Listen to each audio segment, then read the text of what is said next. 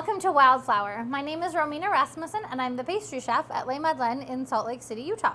Today we're going to be making a brown sugar shortbread. So instead of having all granulated sugar, we have about a half and half mixture here with our butter. And the thing that's really important about shortbread, there are a couple things. That there's no other leavening in this recipe, so we're relying on the air that's in our butter and sugar. So you want to whip this until it's white. And now you're thinking, well, but there's brown sugar in it. How is that even going to happen? It takes a while. But when I first added my brown sugar to the butter, it was about this color.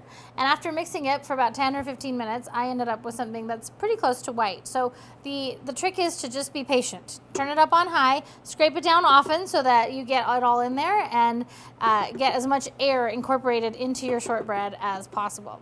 So shortbread has no eggs in it. It was kind of a recipe created to be able to get shipped on a boat that would take a long time to cross over from the UK to the US. So it's just butter and flour and some sugar and a tiny bit of salt. That's it, no eggs. So I'm just gonna incorporate that last little bit there.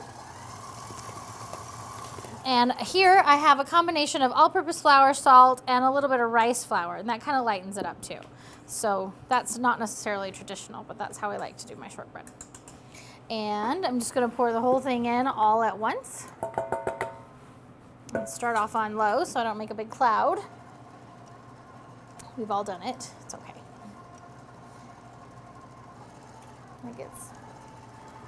And then I'll take it off just before it's completely incorporated, just so I can finish it off by hand, and that way I know I haven't overmixed it, because I want my shortbread to be nice and tender.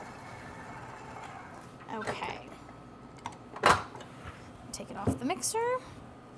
Get all that. Because you always end up with a little bit that's not mixed in on your paddle or on that bump on the bottom of the bowl. I don't necessarily recommend doing this by hand because you do want to get as much air in there as possible, but you certainly could, especially if your butter is at room temperature when you start, which I highly recommend. It does make the process go faster. So we'll just scrape off. Rest, make sure it's incorporated. It's kind of a dry dough, and that's exactly what you want. So one of the things that we do with it here is sometimes we will lay it out flat and press it down and cut it into shapes, or sometimes we make logs out of it. So to do that, you need a piece of plastic wrap. You can also use parchment paper. And I'm gonna lay some down here in the center. I'm gonna spread it out a little bit just with my fingers. And I'm gonna fold it over. And I don't want it to be at the very end. I'm gonna squeeze it, and then I'm gonna roll it. So you want a fairly long piece, and that I can keep shaping as I roll along. And then I can press my ends in, which will start to squeeze it even more. And I can do that with the other side, push it down.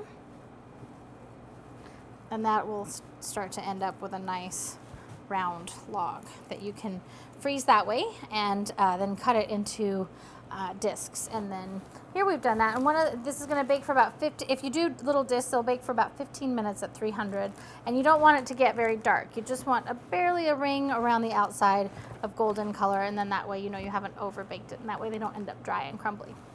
And that is how you make a brown sugar shortbread.